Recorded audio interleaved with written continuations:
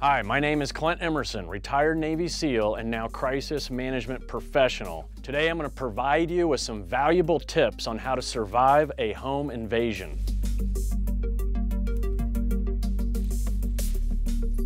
There are an estimated 3,000 home invasions per day in America alone, so please listen and follow my tips. They could save your life. Before we discuss home invasion, first I'm going to talk about how to prevent it altogether. And then if it does happen, I'll give you some tips on how to survive it. A good security perimeter starts with the 4 Ds: deter, detect, deny, and defend. D number 1 is deter. You want bad guys, when they look at your home, look at your property, to go, never mind, I don't want anything to do with that place. And the way you do that is light it up. Illumination is a great tool to keep bad guys away. And if they do approach, and let's say they're standing along a wall at your home, they're gonna feel naked because the light's shining on them. Your neighbors will be able to see what's going on around your home at any given moment and call 911 for you, which is the ultimate goal, is to get third parties to help you, because if you're inside, you're not gonna know that they're lurking outside.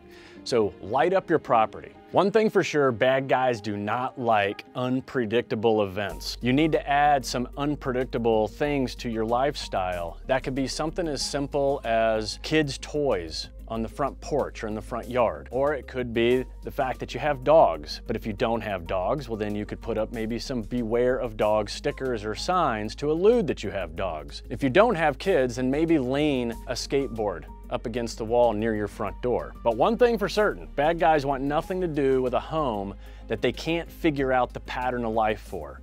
And so if you've got kids and you've got dogs, great. If you don't, then pretend you do. It'll keep them away. Another way to deter them is to have the illusion of robust security. And that can be as simple as alarm stickers on your windows or even a security sign in your front yard. Detecting the bad guys has become relatively easy these days because technology has become inexpensive and readily available. The security systems can do everything from not just detecting the bad guy, but identifying them and hopefully getting them detained. A lot of times the cameras that come with these security systems actually are pretty high quality, they're inexpensive, but keep in mind, a technician who installs them isn't necessarily a security guy. So you've got to be cautious of where you place these things. For example, if you have a camera at your front door, but you know the sun rises or sets right on that front door, well, that's going to affect the camera and the quality of the imagery that it can grab. So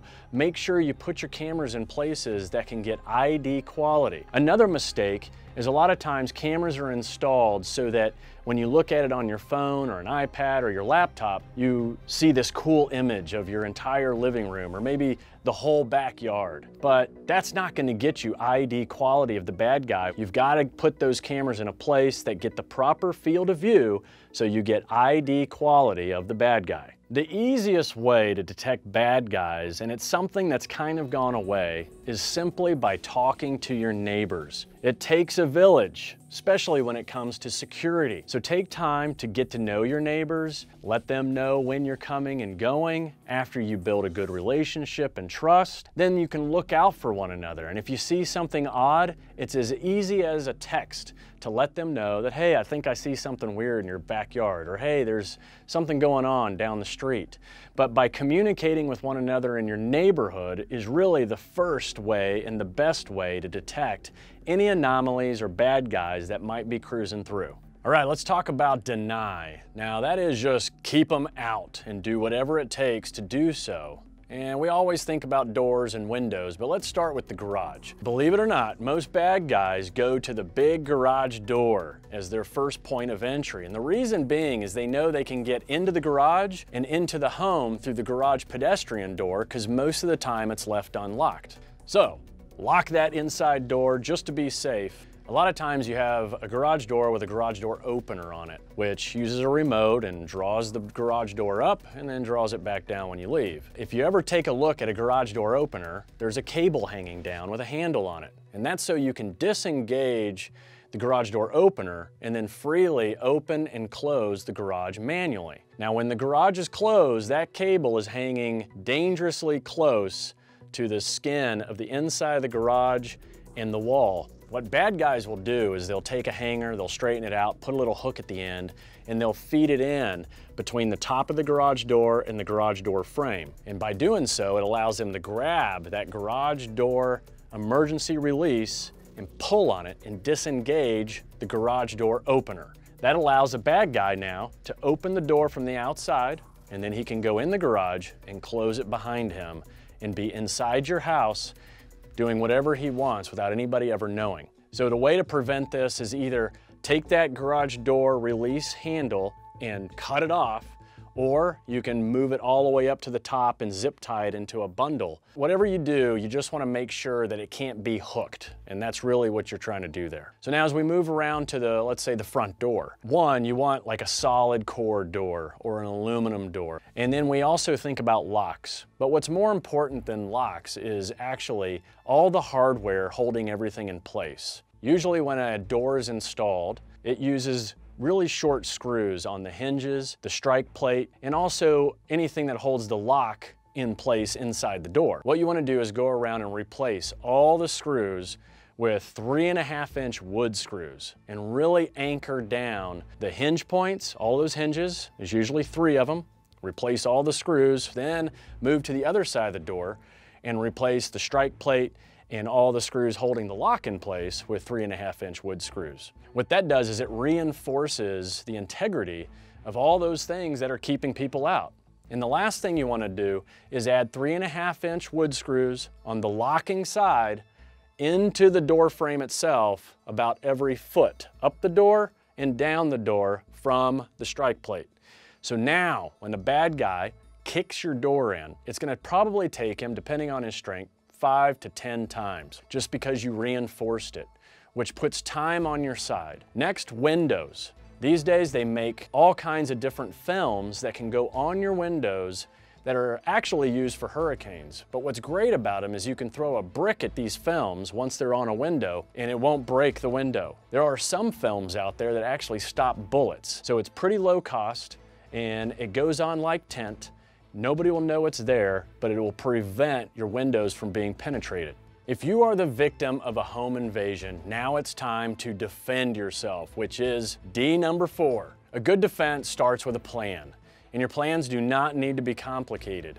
In fact, keep them simple. It really boils down to 3 things. Having meeting places, both inside the house and outside the house. These are like rally points where everyone in the family is going to consolidate, so that you can get a good head count and ensure everybody is safe. The second piece is routes. That's pretty self-explanatory. That's how you get to the meeting points. Have primary and secondary routes. Sometimes that includes going out a window, so keep that in mind. Third, communication. Make sure everyone can communicate with one another. Someone upstairs may hear something and they can send a text to everybody else in the house. Or it's something more like setting off the alarm and everybody knows, all right, something's bad happening, let's get out of here. Defense also includes defending yourself. And in the unlikely event you're in this position, you do have to do some more pre-planning. I like to call it a tactical nightstand. We all know that we are most vulnerable when we are asleep. So having everything readily available next to you is a good idea. That's everything from a flashlight, a weapon of some sort, a way to maybe even set off your car alarm, so make sure your car keys are nearby. And of course, make sure you got a cell phone that's fully charged all the time, ready to call 911. Some of the weapons you could have in your tactical nightstand is everything from a pistol to bear spray, to hornet spray, I mean, you name it. Anything that causes or inflicts pain against that bad guy at a distance. If they get really close and you find yourself in a fight, well then yeah, you could have a sap, you could have a roll of quarters in your hand, there's tasers, and even a baseball bat. It's up to you, but make sure whatever weapons you choose you're comfortable with and that you know how to use them, because the last thing you want is them being taken from you and used against you. If you find yourself in a position where you're grabbing a weapon and actually fighting for your life, remember, that's exactly what it is. You have to fight for your life, meaning your violence has to be equal to or greater than your adversaries. So you give it everything you've got. Make sure you keep your wits about you. The goal is to inflict pain, incapacitate, knock them out, whatever it takes so that you can get distance between you and the bad guy. Remember, Increased distance increases survivability. There are two kinds of predators. There's the ones that want your stuff, and then there's the ones that want you. The ones that want your stuff come during the day. The ones that want you come at night. No matter the time of day or the kind of predator that decides to try and break into your home, take time to implement just some of these tips and you'll be much better off just in case that home invasion happens to you.